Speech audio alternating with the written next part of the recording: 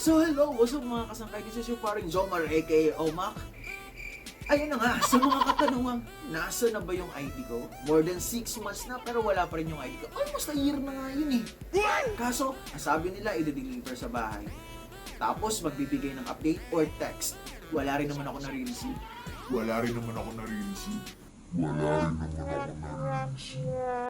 Kung kagaya kayo sa akin, mga kasakay na atap-tatap malaman kung nasa na yung national ID ko. Kasi ako talaga from time to time, sinicheck ko talaga yung national ID ko. Mula pa lang nung after 3 months, nag 4 months, 5 months, tapos luckily ngayong last week lang nag-check ako uli, yung positive. I mean, positive na maganda. Maganda yung result kasi nakita ko na kung nasa na yung ID ko. Baka kung anong mga iniisip nyo. Yun na nga, itong website na to is intended for PhilPost tracking online. So, ibig sabihin, matatrack mo lang siya, yung ID mo, kung nasa PhilPost na yung ID mo. Kasi, pag once trinack mo na not-found pa rin yung result dun, ibig sabihin, on the process pa rin yung, yung ID mo. Wala pa rin doon sa post office kung saan naka-address yung, yung national ID mo. Kasi, doon yung ibabagsak sa area kung saan naka-address yung yung national ID mo. Meanwhile, para mas malinaw sa inyo mga kasangkay kung paano ko ginagawa o paano ko tinatrack yung ID ko, simple lang, punta lang kayo sa Google Chrome. Yan, browse lang kayo ng Google Chrome. Tapos pagdating nyo dun sa Google Chrome, type lang kayo ng PhilPost Tracking Online. Yan. Pagdating nyo dun sa PhilPost Tracking Online, i-click nyo lang yung yung website nila. Tapos yan ang makikita nyo. No? Once nandyan ka na, ipapakita ko sa inyo kung paano, kung ano ang itsura ng mga not found pa. Ibig sabihin wala pa doon kay post office yung ID na yun. Input ka lang dyan. Tapos kunyari yan, nag-input ka na ng number. Tapos after input ng number, itatrack mo lang siya. Yan. Antayin mo lang yung result. Yan. Tinatrack pa niya kung nasa na yung ID. Yan. Be patience lang. Yan. Yan, pag ganyan yung result, not found, ibig sabihin, on the process pa rin yung ID mo. So, wala pa kay PhilPost yung ID mo. 1 hour later. So, ngayon naman mga kasangkay, ipapakita ko naman sa inyo yung may result na. Yung kagaya sa akin, diba nga, nasa kay post office na yung ID ko. So, ipapakita ko naman sa inyo kung ano magiging appearance ng website nila once na kay post office na or nasa kanila na yung ID mo. Ayan. Same lang din yung procedure. I-input mo lang yung numbers. Tapos after mo i-input yung numbers, itatrack mo lang siya. Yan. Tapos yan na yung magiging appearance ng website. Nandiyan na yung tracking number, yung status last event, tapos yung date or yung event date. O pwede mo siyang i-click kung view history para mas maganda, no? Mas makita mo yung detalye. Yon. Ayan. Waiting lang tayo. Ayan. Bawat event, may date and time, tapos may location. So, itong location na to, sa upper side, yan yung location kung saan naka-address yung post office dito. Kasi, itong post office na to, dito kasi naka-address yung, yung national ID ko. So, dito ako pumunta. Ayan.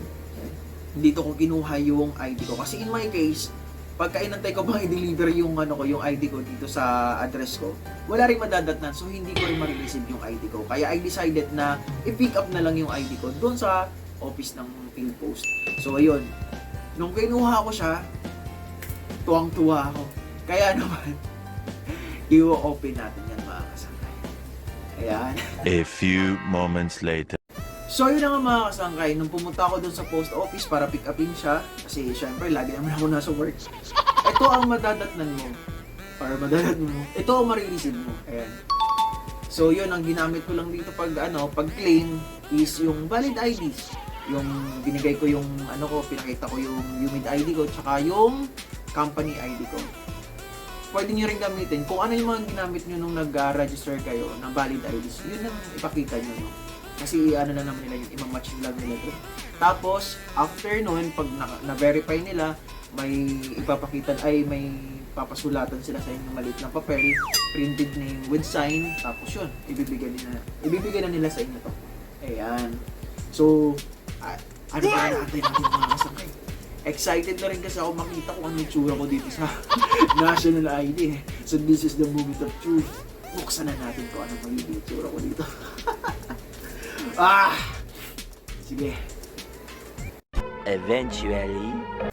Ang ID ko, ayan. Ayan siya, nakadikit siya dyan. Ayan, oh. Ayan, nakadikit siya dyan. Oh my goodness, ang itsura ko dito. Di ko alam ko.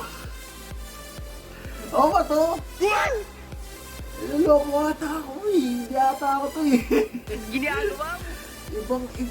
Grabe naman. Wala man lang ka-filter-filter. Ang butsyog-butsyog pa dito ng mukha ko. Ayan, dahan-dahan natin tatanggalin. Ayan. I got my card. Eventually. Yun, confidential nga yung ID natin. Kasi may QR code siya dito sa likod. So once in-scan yung QR code, alam na agad lahat ng info, tapos yung PCN number, PSN number, malalaman na agad. So might as well, pag nakuha nyo na yung ano nyo, yung national ID nyo, be responsible enough, itago nyo lagi siya, no? Wag nyo siyang laging nakadisplay sa in public. Dapat laging nakatago. Kasi nga, yun na yung pagkatao nandito na sa national ID nyo. Meanwhile. PS lang tayo sa mga katanungang usually at napaka-common na lagi ko na-encounter sa RC namin. Ano. So yun, ang katanungan, pwede ko bang ikuha yung pamangkin ko or pwede ko bang ikuha yung asawa ko ng ID tapos walang appearance? Yun, mag-a-apply kayo ng ID tapos walang appearance. Kukuhanan kayo ng biometric picture. Just imagine, from the word itself, ID. So ibig sabihin, kukuhanan ng picture yung mag-a-apply. Siyempre, kailangan ng appearance.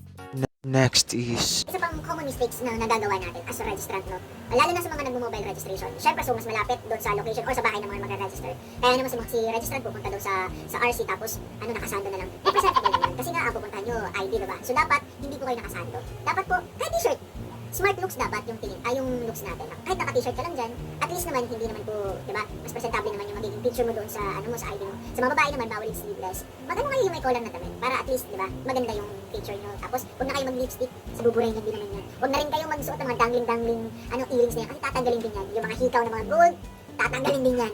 Mga mag-makeup kayo, huwag na po kayo mag-makeup. Kasi nga dapat dito sa national ID, neutral lang yung face natin. Yung natural na ikaw, walang halong filter, walang halong chemical, natural. Kaya naman, a friendly tip mga kasangkay. Sumunod na lang po tayo sa mga rules and regulation nila kasi nga po, may mga guidelines din po silang sinusunod. Ibig sabihin, yun po yung standard para po mag-apply ng national ID natin. So yun, sundin na lang po natin. No? Huwag po tayong desisyonero. Pag sinabing original ng mga documents, magbigay po tayo ng original documents. Yun. Kasi kung walang-wala naman po, kahit barangay certificate, employee's ID, tinatanggap naman po nila para po may register kayo or makapag-apply kayo ng ID kung wala po kayong mga primary ID. 3 hours later. Thanks for watching and please Don't forget to subscribe and like. Kung nagustuhan yung video na to, please share nyo na rin po. And yun, I hope na may natutunan kayo for this video. At this is your paring Omak and this is